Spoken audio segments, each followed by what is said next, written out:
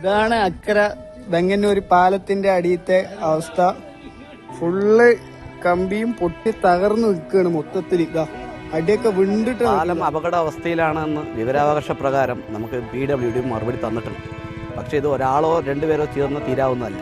ഒരുപാട് പേർക്ക് ഉണ്ടാകുന്ന ബുദ്ധിമുട്ടുകളും അപകടങ്ങളും ഉണ്ടാകാൻ ചാൻസ് ഉള്ളതാണ്. കാരണം അമിതപരമായ വണ്ടികൾ ഇതിൽ കൂടെ പോയി കഴിഞ്ഞാൽ ഈ പാലം അപകട ഭീഷണിയിൽ തന്നെയാണ്. ആ കാര്യത്തിൽ ഒരു തർക്കവുമില്ല. വിവരാവകാശ പ്രകാരം പറയുന്നത് PWD ഈ പാലങ്ങളെല്ലാം ശരിയാക്കിയിട്ടുണ്ട്, ഈ കൈവരികളെല്ലാം റെഡിയാക്കിയിട്ടുണ്ടെന്നാണ് വിവരാവകാശ പ്രകാരം പറയുന്നത്. പക്ഷേ ഇത് നമുക്ക് കണ്ടു കഴിഞ്ഞാൽ അറിയാം വളരെ മോശാവസ്ഥയാണ്. പിന്നെ ഒരാൾ മരിച്ചിട്ടോ അപകടങ്ങൾ ഉണ്ടായിട്ടോ നമ്മളിരുന്ന് കഥ പറയുന്നതിന് വെച്ച് മുന്നേ ഇതിന് അടിയന്തരപരമായ ഒരു തീരുമാനം ഉണ്ടാക്കുക, അത്രേ പറയാം. ഈ കോറികളുമായി കയറ്റി പോകുന്ന അമിത ഭാരം, അതായത് ഈ കോസ്വേ പാലത്തിന് അനുവദിച്ചിട്ടുള്ള 3 ടൺ ഭാരത്തിന് പകരം 60-65 ടണ്ണും കയറ്റി പോകുന്ന അമിത ഭാരം വഹിച്ചുകൊണ്ടുള്ള വാഹനങ്ങളെ യാതൊരു കാരണവശാലും ഈ പാതയിലൂടെ ഓടാൻ അനുവദിക്കില്ല എന്നുള്ളതാണ് ഈ നാട്ടുകാരുടെ ഏകസ്വരത്തിലുള്ള അഭിപ്രായം എന്ന് പറയുന്നത്. ഈ പാതയും സംവിധാനങ്ങളും വാണിജ്യാടിസ്ഥാനത്തിലല്ല, മറിച്ച് ഇവിടെ ജനങ്ങളുടെ സാധാരണക്കാരുടെ ജീവിതത്തിന് ഉതകുന്ന രീതിയിലുള്ള സ്ട്രക്ചറാണ് ഇവിടെ ഉണ്ടാക്കിയിട്ടുള്ളത്. കഴിഞ്ഞ പ്രളയത്തിന് മുൻപ് ഇതുപോലെ അമിതഭാരം കയറ്റി പോയിട്ടുള്ള ഒരു വാഹനം ഈ അടുത്ത ഭാഗത്ത് പാർക്ക് ചെയ്തത് താഴ്ന്ന് ആ അപ്രോച്ച് പുതുക്കി പണിയേണ്ട ഒരു അവസ്ഥ ഉണ്ടായിട്ടുണ്ടായിരുന്നു. ജനങ്ങൾക്ക് ഇവിടെ ജീവിക്കാം. പ്രതിഷേധം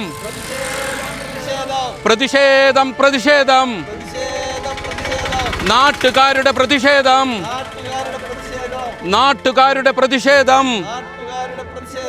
ഇവിടെ വേണ്ട അനധികൃത കോറികൾ ഇവിടെ വേണ്ട. ജനജീവിതം ദുസ്സഹമാക്കുന്ന പാലത്തെ ഇല്ലാതാക്കുന്ന വികസനം ഇവിടെ വേണ്ട. അമിതഭാരം കയറ്റി ഓടുന്ന വാഹനങ്ങൾ നിർത്തലാക്കുക. പാലം പുതുക്കി പണിയുക. ഇൻക്വിലാബ് സിന്ദാബാദ്. ജനകീയ സമരം സിന്ദാബാദ്. ഇൻക്വിലാബ് സിന്ദാബാദ്.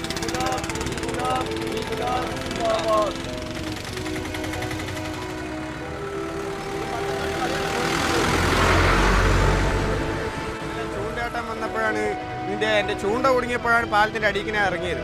അപ്പോഴാണ് അത് കണ്ടപ്പോൾ ഞാൻ ആകെ ഭയന്നു. എന്താ വെച്ചാൽ നമ്മൾ ഇവിടെ 2 സ്കൂളുള്ളതാണ്. സ്കൂൾ കുട്ടികളൊക്കെ ഇതിൽ പോണതുകൊണ്ട് കമ്പിയൊക്കെ പൊട്ടി ദ്രവിച്ച് വെളിയിലേക്ക് നിൽക്കുന്നുണ്ട്. എല്ലാം അടന്നടന്ന് നിൽക്കുന്നുണ്ട്. പഞ്ചായത്തിലെ ആളുകൾ ഇപ്പോൾ കൂടുതലായി താമസത്തിന് വേണ്ടി തിരഞ്ഞെടുക്കുന്ന ഒരു പ്രദേശമായിട്ട് ബെങ്ങന്നൂർ പ്രദേശം മാറിയിട്ടുണ്ട്. 2-3 പഞ്ചായത്തുകളെ പരസ്പരം ബന്ധിപ്പിക്കുന്ന ഒരു പാലം കൂടിയാണ്. ഏതാണ്ട് 30 ടണ്ണാണ് ഈ പാലത്തിൽ കൊണ്ടുപോകാനുള്ള ഭാരമായിട്ട് നിശ്ചയിച്ചിട്ടുള്ളത്. അതിൽ 60-70 ടണ്ണൊക്കെ ഇതിലൂടെ ഇപ്പോൾ കടത്തിക്കൊണ്ടു പോകുന്നുണ്ട്. 90കളിലാണ് ഈ പാലം വന്നത് എന്നാണ് ഇവിടുത്തെ കാരണവന്മാരും പറയുന്നത്. 9 ലക്ഷം രൂപയാണ് അന്ന് ഈ പാലത്തിൻ്റെ. ഇതൊരു പാലം എന്ന് പറയാൻ പറ്റില്ല, ഇതൊരു കോസ്വേ ആണ്, പാലമല്ല. പതിപ്പാലം എന്നൊക്കെ നമ്മൾ പറയുന്ന രീതിയിൽ അന്ന് കാളവണ്ടിയോ അല്ലെങ്കിൽ സൈക്കിളോ ഓട്ടോറിക്ഷയോ അങ്ങനെ ചെറിയ വാഹനങ്ങൾ അല്ലെങ്കിൽ നടന്നു പോകാനൊക്കെ ആളുകൾക്ക് ഉപയോഗപ്പെടുത്തിയിരുന്നതാണ്.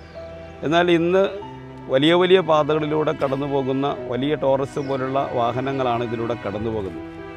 ഇത് ഈ 2-3 പ്രളയങ്ങളൊക്കെ കഴിഞ്ഞതിന് ശേഷം പാലത്തിൻ്റെ അടിഭാഗമൊക്കെ പൂർണ്ണമായ സ്വഭാവത്തിൽ ദ്രവിച്ച് കമ്പിയൊക്കെ പുറത്ത് വന്ന് നമുക്ക് പോയി നോക്കിയാലും നമുക്ക് താഴത്ത് പോയി നോക്കാൻ കഴിയാത്തൊരു സാഹചര്യമുണ്ട്. ഇതിനടുത്ത് വീഡിയോ ഒക്കെ ഉണ്ട്. അപ്പോൾ അതൊക്കെ മുന്നിൽ കണ്ടുകൊണ്ട് ഇതിനെ അടിയന്തരമായി ഇതിൻ്റെ പുനർനിർമ്മാണം നടത്തിയിട്ടില്ലെങ്കിൽ ഇത് വലിയ അപകടാവസ്ഥയിലേക്ക് പോകും. ജനങ്ങൾ ഒറ്റപ്പെട്ടു പോകും. ഈ പ്രദേശത്ത് ജീവിക്കുന്ന ആളുകളുടെ ഹോസ്പിറ്റൽ, അതുപോലെ വിദ്യാഭ്യാസ സ്ഥാപനങ്ങൾ, അവരുടെ അവർക്ക് ആശ്രയിക്കാൻ കഴിയുന്ന കച്ചവട കേന്ദ്രങ്ങൾ, സ്ഥാപനങ്ങൾ, അവരുടെ ഏറ്റവും അടുത്ത ഒരു അങ്ങാടി എന്ന നിലയിൽ എല്ലാറ്റിനെയും ഉപ്പ് തൊട്ട് കർപ്പൂരം വരെ എല്ലാ കാര്യങ്ങൾക്കും ഈ പ്രദേശത്തിലെ ആളുകൾ ആശ്രയിക്കേണ്ടത് ആലത്തൂർ ടൗണിനെയാണ്. ആ ആലത്തൂരിലേക്ക് ആളുകളേക്ക് എത്തണമെങ്കിൽ ഈ പാലമല്ലാതെ മറ്റ് സംവിധാനങ്ങളില്ല. അല്ലെങ്കിൽ പിന്നെ പഴയതുപോലെ നമ്മൾ തോണിയും കടത്തുമായിട്ട് പോരേണ്ടി വരും. അതുകൊണ്ട് വളരെ വേഗത്തിൽ എത്രയും പെട്ടെന്ന് ഇതിന് ഫണ്ട് പാസ്സായി നിയമസഭയിൽ പ്രമേയം വെച്ചു എന്നുള്ള രീതിയിലൊക്കെ ഒരുപാട് വർത്തമാനങ്ങൾ പത്രങ്ങളിലൂടെ പലപ്പോഴായിട്ട് വന്നതാണ്. ഇതാ പണി തുടങ്ങുന്നു എന്ന് പറയാൻ തുടങ്ങിയിട്ട് കാലം കുറയായി. പക്ഷേ ഇതുവരെയും അതിൻ്റെ ഒരു സൂചനയും വന്നിട്ടില്ല എന്നുള്ളതാണ്. ഈ ജലജീവൻ മിഷന് വേണ്ടി ഈ തൂണുകൾ സ്ഥാപിച്ചപ്പോൾ ഈ നാട്ടുകാർ പലരും ആദ്യഘട്ടത്തിൽ ധരിച്ചത് പാലത്തിൻ്റെ നിർമ്മാണം തുടങ്ങിയെന്നുള്ളതാണ്. പിന്നെയാണ് അത് മനസ്സിലാവുന്നത് ജലജീവൻ മിഷൻ്റെയാണ്. അതിലൊരു പ്രളയത്തോടു കൂടി അത് ഒലിച്ചുപോയി. അതിൻ്റെ നിർമ്മാണത്തിലുള്ള അപാകതയും അത് വേറെ തന്നെ നമ്മൾ പരിശോധിക്കേണ്ടതാണ്. ട്രഷറി വർക്ക് ചെയ്യുന്നതുകൊണ്ട് അതിൻ്റെ എല്ലാം വേസ്റ്റും എൻ്റെ കൃഷിയിലേക്ക് വന്നിട്ട് എൻ്റെ വരുമാന മാർഗ്ഗമൊക്കെ നലിച്ചിരിക്കുകയാണ്. അപ്പോൾ ഇതുകൊണ്ട് ജീവിക്കുന്ന ആൾക്കാരാണ് നമ്മൾ പ്രവാസ ജീവിതം കഴിഞ്ഞാൽ. അപ്പോൾ അതുകൊണ്ട് അത് വലിയൊരു ദുരിതത്തിലാണ് നിൽക്കുന്നത്. അതുപോലെ കുടിവെള്ളത്തിൻ്റെ കൃഷിക്ക് ബാധിക്കുന്നു. കുടിവെള്ളം ഒരുപാട് ഒരു വിഭാഗത്തിന് തന്നെ കുടിവെള്ളം ഇല്ലാതായിരിക്കുന്നു ഇപ്പോൾ കോറി കൊണ്ട്. അപ്പോൾ അത് ആ കോറി ഉള്ളത് കൊണ്ടാണ് ഈ റോഡും പാലത്തിനും ഇത്രയും പ്രശ്നങ്ങളുണ്ടാകുന്നത്. അപ്പോൾ അത് കോറി ഇവിടെ വളരെ ദുരിതത്തിലാക്കുന്ന ഒരു ഇതാണ്. നിറയെ കോറികൾ ഇപ്പോൾ വന്നിട്ടുണ്ട്. അപ്പോൾ അത് ഈ വീടുകൾക്കും പരിസരത്തിൽ ഇരിക്കുന്ന കുട്ടികൾക്കും പല അസുഖങ്ങളും പല ആസ്മപരമായിട്ടുള്ള പല രീതികളും സംഭവിച്ചുകൊണ്ടിരിക്കുന്നുണ്ട്. സ്കിന്നിന് അസുഖങ്ങൾ അങ്ങനെ ഒരുപാട് ഉണ്ട്. അപ്പോൾ ഇതൊക്കെ ഇങ്ങനെ പല ദുരിതത്തിൽ ഒരു ജീവിതം മുന്നോട്ട് കൊണ്ടുപോയിക്കൊണ്ടിരിക്കുകയാണ് ഈ ഭാഗത്തുള്ള ജനങ്ങൾ. അപ്പോൾ റോഡിന് അടുത്ത് താമസിക്കുന്ന ആളാണ് ഞാൻ. ജനലുകളൊക്കെ അടച്ചിടാതെ തുറന്നിട്ടിട്ട് കാലം കുറയായി. കാരണം അത്രയും പൊടിയായിരുന്നു. അതിനൊരു പരിഹാരം ഇപ്പോഴാണ് കിട്ടിയിരിക്കുന്നത്. പക്ഷേ ജനൽ വാതിലും അടക്കം അടച്ചിടേണ്ട പരിസ്ഥിതിയാണ്. ഈ പാലത്തിനോട് ചേർന്ന് കിടക്കുന്ന ഒരു ജനപ്രതിനിധിയാണ്. ജനങ്ങൾ നിരന്തരമായി അനുഭവിച്ചുകൊണ്ടിരിക്കുന്ന ഒരു വേദനയാണ്. കഴിഞ്ഞ രണ്ട് പ്രളയങ്ങളിലൂടെ തകർന്ന് തരിപ്പണായി കിടക്കുന്ന ഒരു പാലമാണ് ഈ പാലം. അതിന് ഒരു മേൽ നടപടി സ്വീകരിക്കുകയോ മറ്റ് നടപടികൾ സ്വീകരിച്ചുകൊണ്ട് പാലം പണിയുവാനോ പുതുക്കി പണിയുവാനോ ഇതുവരെ നടപടി ഉണ്ടായിട്ടില്ല എന്നുള്ളത് ഒരു വേദനാജനകമാണ്. മാത്രമല്ല ഇവിടെ താമസിക്കുന്ന ആളുകൾക്ക് ഇവിടെ നിരന്തരമായിട്ട് ഭാരമേറിയ വാഹനങ്ങൾ നിരന്തരം കടന്നു പോകുന്നതിലൂടെ ഈ പാലം തന്നെ വലിയ അപകട ഭീഷണിയിലാണ് നിൽക്കുന്നത്. ഇത് എപ്പോൾ വേണമെങ്കിലും എന്തും സംഭവിക്കാം എന്നുള്ള നിലയിലാണ്. ഒരു നിശ്ചിത ഭാരമുള്ള വാഹനങ്ങളല്ല ദൈനംദിനം കടന്നു പോകുന്നത്. ദൈനംദിനം കടന്നു പോകുന്ന 300ഓളം ഭാരവാഹനങ്ങൾ. അത് വലിയ വലിയ ഭാരവാഹനങ്ങളാണ് ഇതിലൂടെ കടന്നു പോകുന്നത്. ഒരു നിയന്ത്രണമില്ലാതെയാണ് നാട്ടുകാർ കഴിഞ്ഞ ദിവസം വാഹനങ്ങൾ തടയേണ്ട ഒരു സാഹചര്യങ്ങളൊക്കെ ഉണ്ടായി. അതിലൂടെയാണ് ഇപ്പോൾ താൽക്കാലികമായിട്ടെങ്കിലും ഈ റോഡ് പണി ഒരു മെയിൻ്റനൻസ് എന്നുള്ള നിലയിൽ ചെയ്തു വെച്ചിരിക്കുന്നത്. കഴിഞ്ഞ വർഷക്കാലത്താണ് ഇപ്പുറത്തിരുന്ന ജലജീവൻ മിഷൻ സ്ഥാപിച്ചിരുന്ന കുടിവെള്ള പൈപ്പ് ആ മഴക്കാലത്താണ് പ്രളയത്തിൻ്റെ ഭാഗവുമായി ബന്ധപ്പെട്ട് അത് ഒലിച്ചു പോയത്. അത്രയും സൂക്ഷ്മതയില്ലാത്ത വർക്കാണ് ഇവിടെ നടന്നുകൊണ്ടിരിക്കുന്നത്. ഇപ്പോൾ നിലവിലിരിക്കുന്ന പാലം അത് വലിയ അപകട ഭീഷണിയിലാണ്. ഇനിയൊരു പ്രളയം കൂടി താങ്ങാനുള്ള ശക്തിയോ ശേഷിയോ ഈ പാലത്തിനുണ്ട് എന്ന് നമുക്ക് പറയാൻ കഴിയും. എരുമൂർ പഞ്ചായത്തും കുത്തനൂർ പഞ്ചായത്തിലെ ആളുകളൊക്കെ തന്നെ ആശ്രയിക്കുന്ന ഏക പാതയാണ്. ഒരു വഴി പോകുന്ന ഒരു ബസ്സാണ്. ഈ ബസ് ഉൾപ്പെടെ ആശ്രയിക്കുന്ന ഒരു പ്രധാന പാതയാണ്, പ്രധാന പാലവുമാണ്. അപ്പോൾ ആ നിലയിലേക്ക് ബന്ധപ്പെട്ട അധികാരികൾ എത്രയും പെട്ടെന്ന് തന്നെ കണ്ണു തുറന്ന് ഇതിന് വേണ്ടുന്ന മേൽ നടപടികൾ സ്വീകരിക്കണം. 1990 കാലഘട്ടത്തിലാണ് ഈ പാലം നിർമ്മിതമായത്.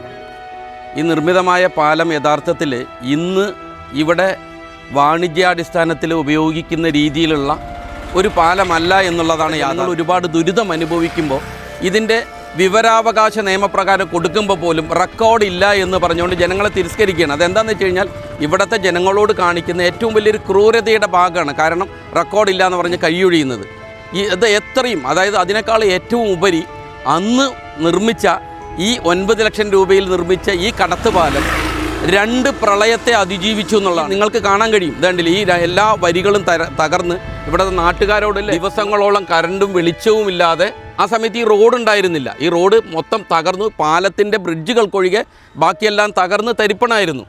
അതിനുശേഷം ഒരു മെയിൻ്റനൻസ് നടപടിയോ മറ്റൊരു നടപടികളും സ്വീകരിക്കാതെ തീർത്തും അവഗണന ചെയ്ത് ഇവിടുത്തെ ജനങ്ങളുടെ ഒരുപാട് കാലത്ത് ആവശ്യമാണ്. ഈ ഒരു പാലം നന്നായി പുനർനിർമ്മിക്കുക, ഇതിനെ നല്ല രീതിയിൽ ഇതാക്കുക എന്നുള്ളത് ഒരുപാട് കാലത്ത് ജനങ്ങളുടെ ആവശ്യമാണ്. ഈ പാലത്തിന് മുകളിലൂടെ 55-60 ടണ്ണ് വഹിച്ചിട്ടുള്ള ഹെവി വാഹനങ്ങളാണ് ഇവിടെ അനധികൃതമായിട്ടും ലൈസൻസ് ഉണ്ടെന്ന പേരിൽ നടക്കുന്ന കോറികളുടെ ലോറികൾ വളരെ ഭാരം കയറ്റിക്കൊണ്ടാണ് ഈ പാലത്തിന് മുകളിലൂടെ പോയിക്കൊണ്ടിരിക്കുന്നത്. ജനങ്ങളെ ഈ അടുത്ത സമയത്ത് കഴിഞ്ഞ സ്കൂൾ സീസണിൽ ഇവിടെ ഒരു ഓട്ടോറിക്ഷ മറിഞ്ഞിരുന്നു. നിങ്ങൾക്കറിയാം. ഈ ഇത്രയും ദുരിതം അനുഭവിക്കുന്ന ഈ മേഖലയിൽ പെട്ടെന്ന് ഇതിലൂടെ സഞ്ചരിക്കാനുള്ള ഹെവി വാഹനങ്ങൾ നിരോധിക്കുക, അതുപോലെ തന്നെ പോകുന്ന വാഹനങ്ങളുടെ ഭാരപരിധി നിശ്ചയിച്ചുകൊണ്ടുള്ള ബോർഡ് അടിയന്തരമായി സ്ഥാപിക്കുക. അതോടൊപ്പം തന്നെ ഈ പാലം എത്രയും പെട്ടെന്ന് തന്നെ പുനർനിർമ്മിക്കാനുള്ള ഇതുമായിട്ട് ഗവൺമെൻറ്റുകൾ മുന്നോട്ട് വരണം എന്ന്. കണ്ടില്ലേ ഇതിൻ്റെ അവസ്ഥ? ഈ പാലത്തിൻ്റെ അടി ഈ സൈഡിലാണ് നിൽക്കുന്നത്. ഈ പാലത്തിൻ്റെ അവസ്ഥ വലിയ ദയനീയ അവസ്ഥയാണ്. 1990 ഈ പാലം ഉദ്ഘാടനം ഉദ്ഘാടനം ചെയ്തിരിക്കുന്നത്. പറയാൻ പറ്റില്ല. അതിൽ പിന്നെ 3-4 പ്രളയം ഇതിൽ വന്നിട്ട് ഈ നാട്ടുകാരാണ് ഇതിലൊക്കെ ചെയ്തിരിക്കുന്നത്. അതായത് ഈ 50 ടൺ 60 ടൺ ഭാരമുള്ളതാണ് മറ്റേ ഈ റോഡ് ഈ പാലത്തിൽ കൂടെ കടന്നു പോകുന്നത്. പറയാൻ മനസ്സിലായോ? അതിനുള്ള ഈ റോഡിന് അത്രയുള്ള കപ്പാസിറ്റി ഇല്ല. ഈ റോഡിന് അത്രയുള്ള കപ്പാസിറ്റി ഈ റോഡിനില്ല. ഞങ്ങൾക്ക് ഈ പാലം തകർന്നിട്ടുണ്ടെങ്കിൽ പിന്നെ ഏത് പോകാൻ വഴിയില്ല. പറയാൻ മനസ്സിലായോ? പിന്നെ പോകേണ്ടത് ഞങ്ങൾ പിന്നെ ഒരു 3 കിലോമീറ്റർ ചുറ്റിയിട്ട് ചെക്ക് ഡാം പറഞ്ഞ സ്ഥലത്തുണ്ട്. അവിടെ നിന്ന് നോക്കിയാൽ കിഴക്കോട്ട് കാണാം ചെക്ക് ഡാം. ആ ചെക്ക് ഡാമിൽ കൂടെ വേണം പോകണമെങ്കിൽ. അപ്പോൾ എത്രയും അധികാരികൾ ഇതിൽ മറ്റേ ഇടപെട്ടിട്ട് ഇത് ഒന്ന് വിലയോപ്പെടുത്തണമെന്നാണ് എനിക്ക് പറയാനുള്ളത്. അല്ലാതെ